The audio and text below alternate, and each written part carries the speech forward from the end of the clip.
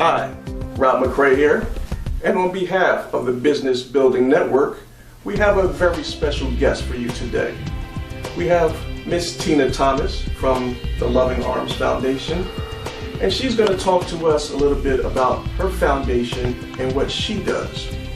But before we get into that, we would like to learn a little bit about who Tina is and what Tina Thomas is all about.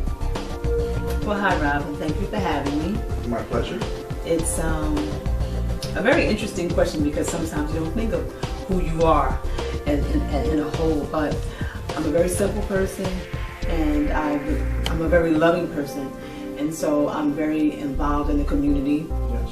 And I am a mom, and I still work a 9 to 5, but at the same token I give a lot to the community. Yes, you do. So that's basically who I am. All right. So now let's talk a little bit about the Loving Arms Foundation. What exactly is the Loving Arms Foundation? The Loving Arms Foundation is a nonprofit organization that was started in October of 2014, and we provide different services to the community. Services like health fairs. There are a lot of folks who don't go to the doctor regularly, and so for various reasons. And so we like to be able to bring some of the services to the community, since the community is not going to the doctor. In addition to that, we feed the hungry, we feed the homeless. We help families in crisis situations. So depending on the need, sometimes there are people who need something like resources and they just aren't aware of what resources are available to them. So helping them out, whether it could be for a job, whether it could be that they need to raise money for certain things. It's basically whatever the need is at this point, but it won't always be this way, but that's where we are now as we're moving forward with our organization. Outstanding. So tell me, who are some of the people and organizations that have been instrumental in helping you build and grow your foundation? Hands down, Leaders for Life, Altariq White. He is, prior to starting the foundation, I went to several successful businessmen and I asked exactly what it was that helped them to become successful. Yes. And I wanted to get some ideas on things that I could do. And so what I basically did was went to Altariq and I told him exactly what I was looking for, and he opened up his building to me. Wow, really? So we have an office that's located at 8486 Clinton Place in Newark, New Jersey. Okay. It's the actual old firehouse, and he has an after-school program there. And it's called Leaders for Life, and he recently partnered with the city of Newark with Ras Baraka, so now it's the Center of Hope and still Leaders for Life. And so in that building we're able to provide a lot of services to a lot of people in the community. So he's been very, very instrumental, very supportive of everything that I've been doing so far. Good to hear. So also tell me, now I understand that you're having a fundraiser coming up pretty soon, so tell us a little bit about that. Absolutely. So the fundraiser is February 13, 2016. Okay. It will be at the Robert Treat Hotel in Newark. And so it's going to be our first annual, and I'm looking forward to many more. Yes. But we are going to have a spectacular job. We are, we have entertainment coming. So we'll have a DJ, we have a violinist that's coming. We're going to be honoring several folks that do extremely good community service, and I want to recognize them at the fundraiser. Awesome. Now, I also understand that you had a toy drive for Christmas, and that you also went out to help feed the homeless for Thanksgiving. So how was that experience? It was great. It's a very rewarding experience. So for Thanksgiving, the Monday, the week of Thanksgiving Day, we were able to cook food. Okay. And Clearview Baptist Church opened up their church to us. So I had volunteers that came on board. We cooked food and we stored food there the night before. And then I have a relationship with the head coach at Malcolm X Shabazz High School, as well as the head coach at Weekway. And so in the past, I used to cook food for the football teams and have them get together to kind of calm down a little rivalry that they had going on. Yeah. So this time it was decided that it would be a good thing to have them give back as well.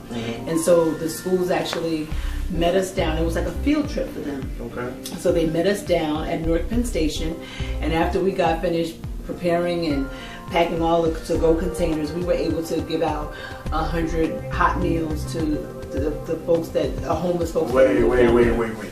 So you telling me Weekway and Shabazz got together to help feed people? Absolutely. I have pictures on my website to prove it. All right. Well, now that I must see. It was very nice. And their head coaches were also a part of it. They also helped out. It was a great experience, and so many of the folks were so appreciative, and they thanked us for just being there and being a blessing. They were people that were hungry, and so it really made a difference. So I'm sure. Yes, and then the Tuesday, the following day, we cooked at the center, which is again at 84 Clinton Place in Newark, and we fed the community. So about volunteers again, we had a few people to make dishes, and then again Clearview Baptist Church, I absolutely love them.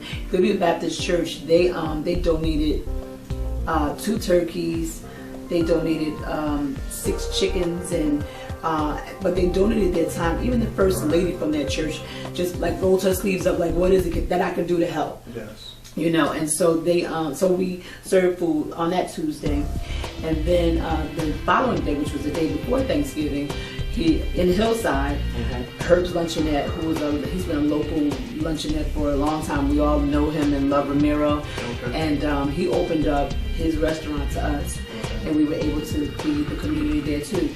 So I wish we would have gotten more of a bigger turnout. But the food that we had left over, we were able to take that food down to one of the shelters in Newark. And so, of course, the food didn't go to waste. Yes. You know, so overall, I would say in 3 days, we fed about 340 people. Wow, really? That's amazing. Yeah. That's amazing. And, you know, it's really beautiful when the community comes together like that and just supports the less fortunate people that are out there. And that's really a great cause right there. Absolutely. So tell me, Tina, where do you see yourself in your foundation, say 5 to 10 years from now? I see Loving Arms Foundation growing, because it seems that everything that we touch turns to gold. So it's just a matter of time before we get to where we want to be. So the ultimate goal is for us to be able to provide food and shelter and an array of other services, job readiness, basically basic life skills. But we need our building in order to do that. So we're hoping in the very near future, not 5 to 10 years, but a lot sooner than that, I'd like to have a building to house at least, I would say, if we had 10 to 12 bedrooms to start, we'd have 2 people per room, and I want it to be dorm style setting, and I'd like to be able to have vans to provide transportation to them. A lot of them will probably have to go back and forth to court or whatever it is to help them go in interviews, to have a fully staffed run building, perfectly run building. So you don't have a building as of yet? I don't. Okay. So let me ask you this. We as a community, we as the listening audience, what can we do to help you get your foundation in the place that it needs to be and help you get the funding for your building, for your foundation? If I could be made aware of what buildings are available to me, that would be a very big start. So it's good that I have volunteers when we're feeding and we're doing certain things, but people to really step up to the plate and donate to help this dream become a reality. It definitely will become a reality, but just basically more people getting involved to help. There are so many homeless kids that are in the city of Newark, but in the different communities, not just Newark. Absolutely. And so being able to get them off the streets, and so the issue that I see is that the children age out from various organizations, whether it's Diabetes, whether it's the Covenant House, whatever group home they're in. At age 21 they age out. And so that's why the audience that I'm going to cater to will be 21 to 30. So when they age out, what do you mean by that? It means that they no longer provide services to them, and so they end up homeless again. Really? Yeah, absolutely. Wow. Absolutely. And so there are really good organizations that are out there that help the young children. Right. But again, once they age out, they're out of luck, and so more people need to step up and be able to help. So it's something when you see people point their finger, oh, they shouldn't have done this, and they talk bad about them, but what are you doing to try to help resolve so have a solution to the problem? Right. Yeah, it's very easy for people to point out the problem, but the thing that we all need is for everyone to help to provide a solution. Absolutely. And that's what I see that you're doing with your Loving Arms Foundation. We applaud you for that. Thank you. Thank you. So tell me, do you have a website or a Facebook page that we can go and check out your foundation? Absolutely. The organization for the website is www.lovingarmsfoundation.org. And we also have a Facebook page, and that's www.facebook.com/Loving Arms Foundation. Okay. All right. Very good. So, Tina, I've known you for a long time. I'm very proud of you for the things that you're doing with your foundation and within the community.